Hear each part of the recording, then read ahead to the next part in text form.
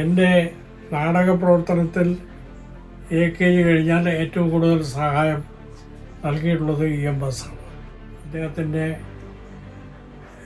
ഈ തിരക്കേറിയ ജീവിതത്തിനിടയിൽ അപൂർവമായിട്ട് എന്നോട് കാണിച്ചിട്ടുള്ള സ്നേഹം എനിക്കൊരിക്കലും മറക്കാനാവില്ല.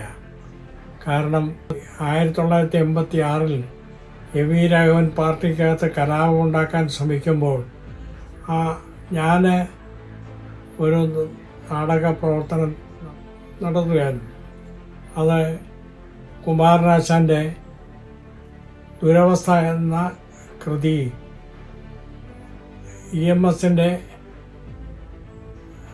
മലബാർ ലഹളയെക്കുറിച്ചുള്ള സങ്കല്പങ്ങളോട് യോജിച്ചുകൊണ്ട് അവൻ്റെ പശ്ചാത്തലത്തിൽ നാടകമാക്കുകയാണ് ഞാൻ ചെയ്തത്. മാറ്റവും ചട്ടങ്ങളെ എന്നായിരുന്നു അവൻ്റെ പേര്. അവൻ്റെ റിഹേഴ്സൽ കാണാൻ ഒരു ദിവസം മുഴുവൻ EMS എന്നോടൊപ്പം ചെലവഴിച്ചു.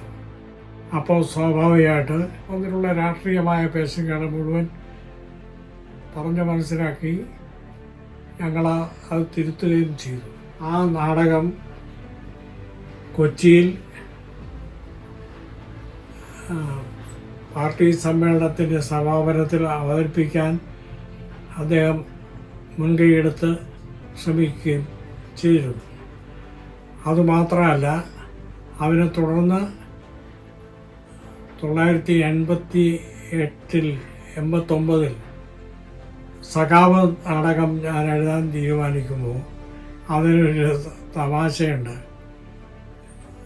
സ്വാതിരുന്നാൾ എന്ന നാടകം ഞാൻ അവതരിപ്പിച്ച് വിജയിപ്പിച്ചപ്പോൾ MB നാരായണൻ നമ്പ്യാർ എന്ന് പറയുന്ന KPRൻ്റെ കുഞ്ഞമ്മയുടെ മകൻ, കമ്മ്യൂണിസ്റ്റ് നേതാവ്, നമ്മുടെ വളണ്ടിയർ ക്യാപ്റ്റനായിരുന്ന MB നാരായണൻ നമ്പ്യാർ ഒരു ദിവസം വീട്ടിൽ വന്ന് എന്നോട് പറഞ്ഞു, ഒരു കമ്മ്യൂണിസ്റ്റ് നാടകം സ്വാതിരുന്നാളിനെ പോലെ എഴുതി തരാൻ പറ്റുമെന്ന് ചോദിച്ചു. അപ്പം ഞാൻ പറഞ്ഞു, തീർച്ചയായും പറ്റും. അത് കണ്ണൂരിൽ സംഘചേതനയ്ക്ക് അവതരിപ്പിക്കാൻ വേണ്ടിയാണ്. അപ്പം ഞാൻ നാടകത്തിൻ്റെ പേര് പറഞ്ഞു, സഖാവിനെ കുറിച്ചൊരു നാടകമായാലോ. അപ്പോൾ വാസ്തവത്തിൽ MB നാരായണൻ നമ്പ്യാർ ഒന്നും ഞെട്ടി. സഖാവിനെ കുറിച്ചും നാടകമോ? സഖാവിനെ കുറിച്ച് എങ്ങനെ നാടകം എഴുതും? കാരണം ഞാൻ കേട്ടിട്ടുണ്ട് ഈ അഷ്ടപതിയെക്കുറിച്ച്, അഷ്ടപതി തർജ്ജമ ചെയ്യാൻ ശ്രമിക്കുമ്പോൾ ചങ്ങമ്പുഴയുടെ പലരും പറഞ്ഞു അത് ചെയ്യാൻ പാടില്ല, അത് തല പൊട്ടിത്തെറിക്കുന്ന കാര്യമാണ്, അത് ഭക്തിയുള്ളവർക്ക് മാത്രമേ ചെയ്യാവുന്നു. അതുപോലെ സഖാബിനെ കുറിച്ച് നാടകം എഴുതി വെറുതെ ചീത്തയാവേണ്ട, വിമർശനങ്ങൾക്ക് വേണ്ടി വരും. എന്നെ ഏറെ സ്നേഹിക്കുന്ന TK രാമകൃഷ്ണൻ പോലും എന്നോട് പറഞ്ഞു, മുരളി ആ സാഹസത്തിന് മുതിരേണ്ടെന്ന് പറഞ്ഞു. പക്ഷേ ഞാൻ സുപ്രിയോട് അപ്പീൽ കൊടുക്കുന്നവരെ സഖാവ് EMSന് ഒരു കത്തെഴുതി, ഞാൻ സഖാവ് P. കൃഷ്ണനെ കുറിച്ചൊരു നാടകം എഴുതാൻ പോകുന്നു, അങ്ങയുടെ സഹായം വേണം, അങ്ങയുടെ അഭിപ്രായം അറിയണം എന്ന് പറഞ്ഞു. അപ്പോൾ തീർച്ചയായും അദ്ദേഹം ഫോണിൽ വിളിച്ച് പറഞ്ഞു, എഴുതിക്കോളൂ, ധൈര്യമായിട്ട് എഴുതിക്കോളൂ, ഞാൻ കൂടെ ഉണ്ട് എന്ന് പറഞ്ഞു. അങ്ങനെയാണ് സഖാവ് EMSൻ്റെ ധൈര്യത്തിലാണ് ഞാൻ കൃഷ്ണപിള്ളയെ കുറിച്ച് നാടകം എഴുതിയത്. ആ നാടകത്തിൻ്റെ വായന തന്നെ ഒരു അപൂർവ അനുഭവമായിരുന്നു. ഒരു ദിവസം AKG സെൻറ്ററിൽ സ്ക്രിപ്റ്റുമായി എത്താൻ പറഞ്ഞു. വാങ്ങിച്ചിട്ട് പറഞ്ഞു, നാളെ രാവിലെ AKG സെൻറ്ററിൽ 10 മണിക്ക് വരാൻ പറഞ്ഞു. അപ്പം ഞാൻ ചോദിച്ചു, 116 പേജ് എൻ്റെ കുനുകുനത്തെ അക്ഷരമാണ്, അത് വായിച്ച് നാളെ പറ്റുമോയെന്ന് ചോദിച്ചു. അപ്പോൾ EMS പറഞ്ഞു, അതൊന്നും അറിയണ്ട, മുരളിക്ക് 10 മണിക്ക് വരാൻ പറ്റുമോ എന്ന് ചോദിച്ചു. ഞാൻ തീർച്ചയായും സന്തോഷത്തോടുകൂടി പറഞ്ഞു, ഞാൻ വരുന്നുണ്ട്. ചെറിയ ദിവസം EMS ആ സ്ക്രിപ്റ്റ് മുഴുവൻ വായിച്ചിട്ട് ആ മാർജിനിൽ പലതും എഴുതി വെച്ചു. പിറ്റേ ദിവസം ഒരു 5 മിനിറ്റ് കൂടുതൽ ആരോടും വർത്തമാനം പറയാത്ത EMS ഒരു 2.25 മണിക്കൂർ 10 മുതൽ 2 മണി വരെ എന്നോട് ആ സ്ക്രിപ്റ്റിനെ കുറിച്ച് ഡിസ്കസ് ചെയ്തു. എന്നിട്ട് പറഞ്ഞു, ഇതിൻ്റെ റിഹേഴ്സൽ ടൈമിന് എവിടെ വച്ചായാലും ഞാനുണ്ടാവും, ഞാൻ കൂടെ വന്നിട്ട് കാര്യങ്ങൾ ചെയ്താൽ മതി എന്ന് പറഞ്ഞു. ഈ പുന്നപ്ര വയലാർ കുട്ടനാട് ഈ പ്രശ്നങ്ങളൊക്കെ VS-മായി ഡിസ്കസ് ചെയ്യണം. VS-നെ ഞാൻ വിളിച്ചാൽ സംസാരിക്കാം. അങ്ങനെ ഞാൻ ആ സ്ക്രിപ്റ്റുമായി VS-നെ സമീപിച്ചു. അദ്ദേഹം എന്നോട് ആത്മാർത്ഥമായി സഹകരിക്കുകയും ചെയ്തു. അപ്പോൾ സ്വാഭാവികമായിട്ടും ഈ സഖാവ് നാടകത്തിൽ മാത്രമല്ല, തുടർന്നുള്ള നാടക പ്രവർത്തനത്തിലും EMSൻ്റെ സഹായം എനിക്ക് ലഭിച്ചിട്ടുണ്ട്. അതിലേറ്റവും പ്രധാനം സ്നേഹിച്ച് തിരിയാത്ത ഗന്ധർവൻ എന്ന് പറഞ്ഞ് പുരോഗമന സാഹിത്യ പ്രസ്ഥാനവുമായി ബന്ധമുള്ള ഒരു നാടകം ഞാൻ ചെയ്തിട്ടുണ്ട്. ചങ്ങമ്പുഴയുടെ ജീവിതമാണ് ആ നാടകത്തിൻ്റെ വിഷയമെങ്കിലും പുരോഗമന സാഹിത്യ പ്രസ്ഥാനവും ചങ്ങമ്പുഴയും അതിനകത്ത് പ്രധാനമായും പ്രമേയമായിരുന്നു.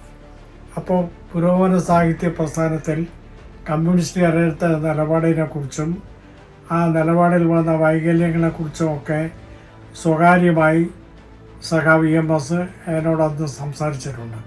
ആ നാടകം ഉദ്ഘാടനം ചെയ്ത് തന്നെ സഖാവ് EMS ആണ്. തുടർന്നുള്ള നാടക പ്രവർത്തനത്തിലും അദ്ദേഹത്തിൻ്റെ സഹായം സ്വാഭാവികമായിട്ട് എനിക്ക് ലഭിച്ചിട്ടുണ്ട്. EMS ഈ ലോകത്തോട് യാത്ര പറയുന്നത് 1998 മാർച്ച് 19 അവന് തൊട്ടു തലേ ദിവസം ഞാൻ EMSനെ നേരിൽ കാണാൻ പോയിരുന്നു. അന്ന് ഞാൻ ഗ്രന്ഥലോകം പത്രാധിപരായിരുന്നു. PJ ആൻ്റണിയെക്കുറിച്ച് ഒരു വിഷയപ്രതി EMSൻ്റെ ലേഖനത്തോടു കൂടിയാണ് ആ പ്രസിദ്ധീകരണം വേണ്ടതെന്ന് എനിക്ക് ആഗ്രഹമുണ്ടായിരുന്നു. കാരണം ഈ PJ ആൻ്റണിയെ കൊണ്ട് നാടകം എഴുതിക്കുകയും പ്രസംഗിപ്പിക്കുകയും ഒക്കെ ചെയ്ത ആളാണ് സഖാവ് EMS.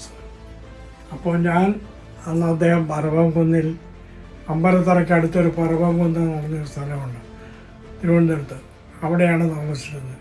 അവിടെ ഒരു ഫ്ലാറ്റിൽ അദ്ദേഹത്തിൻ്റെ ഇളയ മകൾ രാധക്കുട്ടിയോടൊപ്പമാണ് താമസം. ഞാനൊരു 11 മണി സമയത്താണ് അവിടെ ചെന്നത്. അപ്പോൾ ഞാൻ EMSനോട് എൻ്റെ ആവശ്യം പറഞ്ഞു. അപ്പോൾ EMS അദ്ദേഹം ഒരു ചുരുൾ കസേരയിൽ ചാരി കിടക്കുകയായിരുന്നു. അപ്പോൾ എന്നോട് ചോദിച്ചു, എന്താ മുരളി? ഞാൻ പറഞ്ഞു, എനിക്കൊരു ലേഖനം വേണം. എന്ത് ലേഖനം? PJ ആൻ്റണിയെക്കുറിച്ചാണ്. അപ്പോൾ പറഞ്ഞു, ആൻ്റണിയുടെ നാടകം ഒരുപാട് ഞാൻ വായിച്ചിട്ടുണ്ട്, ഞാൻ നാടകം എഴുതിച്ചിട്ടുണ്ട്, പക്ഷേ എനിക്കിപ്പോൾ ഒന്നും ഓർമ്മ വരുന്നില്ല, ഏതെങ്കിലും ഒന്ന് ഓർമ്മിപ്പിക്കാമോ എന്ന് ചോദിച്ചു.